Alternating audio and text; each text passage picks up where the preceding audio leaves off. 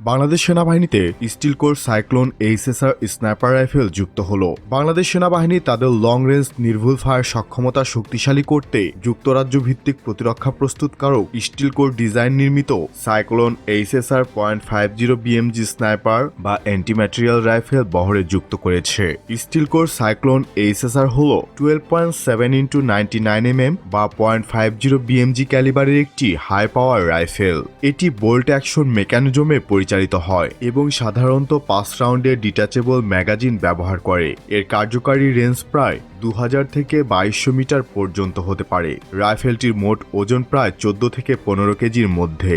এটি light armoured vehicle যেমন হালকা সাজোয়া পিকআপ, টেকনিক্যাল ভেহিকল বা পাতলা আর্মারযুক্ত টার্গেটের বিরুদ্ধে কার্যকর। .50 বিএমজি ক্যালিবার এসব আর্মার্ড যানবাহনের ইঞ্জিন ব্লক, রেডিয়েটর বা গুরুত্বপূর্ণ যান্ত্রিক অংশ অচল করতে সক্ষম। এমনকি এটি দূরবর্তী কংক্রিট, ইট বা বালুর বস্তা দ্বারা সুরক্ষিত অবস্থান ভেদ করতে পারে, যেখানে সাধারণ ক্যালিবার রাইফেল কার্যকর নয়। বাংলাদেশ সেনাবাহিনী তাদের স্নাইপার উইং এর দক্ষতা বাড়াতে এই রাইফেলটি কিনেছে।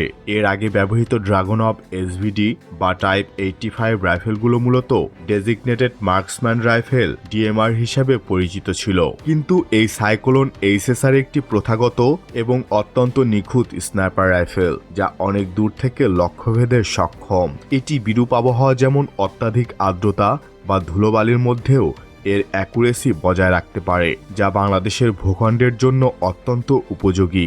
রাইফেলটি আন্তর্জাতিক সংঘর্ষে যেমন ব্যাটেল অফ মসুল চলাকালে এই অ্যান্টি ম্যাটেরিয়াল রাইফেল আইএসের কংক্রিটের ভেতর অবস্থান, স্নাইপার নেস্ট এবং লাইট ভেহিকল ধ্বংসে ব্যবহৃত হয়েছে বলে প্রতিরক্ষা বিশ্লেষণে উল্লেখ রয়েছে।